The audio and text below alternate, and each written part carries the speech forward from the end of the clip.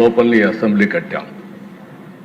అదే మరి అధ్యక్ష, ఆ రోజు ఈ అసెంబ్లీ కట్టినప్పుడు మీరు చూస్తే ఇక్కడ అసెంబ్లీ రావడానికి కారణం ఎవరంటే ప్రపంచంలో ఎక్కడా జరగని విధంగా 29,000 మంది రైతులు 33,000 ఎకరాలు భూమి ల్యాండ్ పూలింగ్కి ఇచ్చారు అధ్యక్ష. ఒక్క పైసా మనం ఇవ్వలేకపోయాం.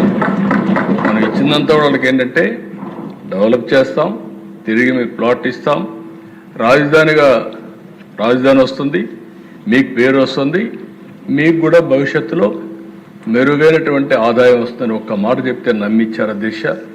అక్కడి నుంచి మనం స్టార్ట్ చేశాం. 5 ఏళ్ళు కష్టపడ్డాం. ఆ రోజు అనేక పనులు జరిగాయి. 13.5% గ్రోత్ రేట్ చూపించాం. అదే టెంపోగాని కంటిన్యూ అయింటే ఈరోజు కొంతవరకు రికవర్ అయ్యేవాళ్ళం. 1924 విధ్వంసం, మామూలు విధ్వంసం కాదు అధ్యక్ష. నేను ఒక మాట మాత్రం చెప్పాను, ఇక్కడంతా బూతులు. నా జీవితంలో నేను ఎప్పుడూ కళ్ళనీళ్ళు పెట్టుకోలేదు. ఆ రోజు ఈ అసెంబ్లీలో నాకు జరిగిన అవమానానికి నాలాంటి వాడు కుంగిపోయి కళ్ళనీళ్ళు పెట్టుకున్నానంటే నాలాంటి వాళ్ళు ఈ రాష్ట్రంలో ఎంతమంది సఫర్ అయ్యారో మనందరం గుర్తుపెట్టుకోవాల్సిన అవసరం ఉంది. ఆడ బిడ్డల్ని ఎక్కడికక్కడ అనూహ్యంగా ఇష్టానుసారంగా మాట్లాడే పరిస్థితి. అది అయిన తర్వాత దిశ మీ అందరికీ ఐడియా ఉంది. కడాను నాకు నోటీస్ ఇవ్వకుండా నన్నే అరెస్ట్ చేయడం. పవన్ కళ్యాణ్ గారు విశాఖపట్నం వెళ్తే ఆయన దిగనీయకుండా తిరిగి హోటల్లో ఉంటే బలవంతంగా పంపించడం. అలాంటి నాయకులు ఇప్పుడు నీతులు మాట్లాడే పరిస్థితికి వచ్చారు. నేను ఒకటే చెప్పాను అధ్యక్ష, నేను ఏ పని చేసినా, మా ఉప ముఖ్యమంత్రి కానీ కుండే వాళ్ళందరూ కానీ ఏ పని చేసినా ప్రజలను దృష్టిలో పెట్టుకొని చేస్తాను తప్ప నాయకుల్ని పార్టీల్ని దృష్టిలో పెట్టుకొని కాదని మరొక్కసారి మీ ద్వారా ప్రజలందరికీ విజ్ఞప్తి చేస్తున్నాను అధ్యక్ష. ఆ రోజు మేము ఒకటే నిర్ణయించుకున్నాం, రాష్ట్రానికి తీవ్రమైన అన్యాయం జరిగింది. అందరం కలిసి ఒక సంకల్పంతో ముందుకు పోతే తప్ప రాష్ట్రాన్ని పునర్నిర్మాణం చేయలేం అనే ఏకైక సంకల్పంతో ఆలోచించాం.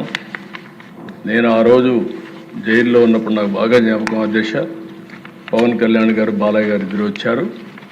వచ్చినప్పుడు పవన్ కళ్యాణ్ గారు బయటపోయి ఏది ఏమైనా ప్రభుత్వ వ్యతిరేక ఓటు ఒకటి కూడా డివైడ్ కావడానికి వీల్లేదు, మేము పొత్తు పెట్టుకుంటామని చెప్పిన వ్యక్తి పవన్ కళ్యాణ్ గారు అని చెప్పుకునే వ్యక్తి.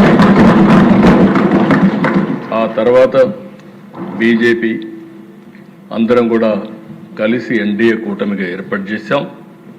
అయితే ఆ దేశం మనం గుర్తుపెట్టుకోవాల్సింది, ప్రజలు ఎప్పుడు కూడా మనల్ని వాచ్ చేస్తూ ఉంటారు, సరైన సమయంలో సరైన నిర్ణయం తీసుకుంటారు.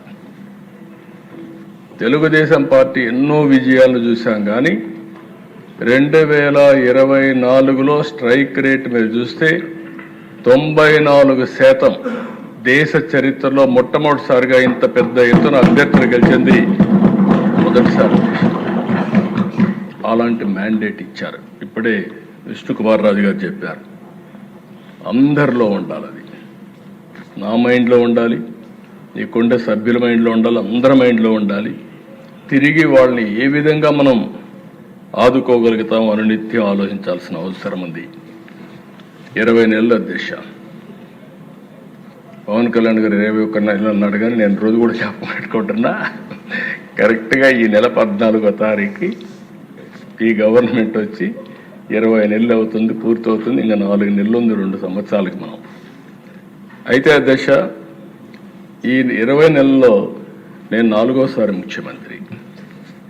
ఈరోజు ఈ డెవలప్మెంట్ అంతా చేయగలిగామంటే నేను అందరిని అభినందిస్తున్నా.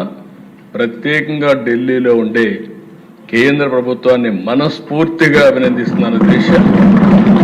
వెంటిలేటర్ పై నుండే ఆర్థిక వ్యవస్థ ఆ సమయంలో కానీ ఆక్సిజన్ ఇవ్వకపోతే ఏమవుతుందో మనందరూ తెలుసు.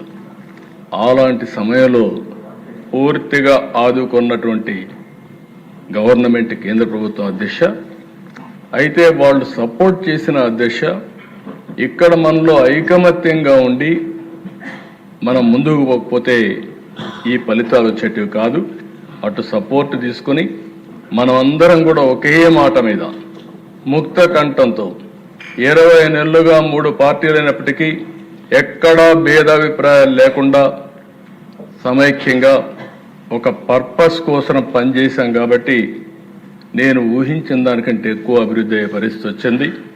ఈరోజు మీరు చూసినప్పుడు అధ్యక్ష సంక్షేమం చాలామంది నన్ను అడిగారు, మీరు చేయగలుగుతారా, డబ్బులున్నాయా, ఎక్కడున్నాయి, సూపర్ 6 అన్నారు ఏంటని అడిగితే నేను ఒకటే చెప్పాను అధ్యక్ష, సంకల్పం ఉంది.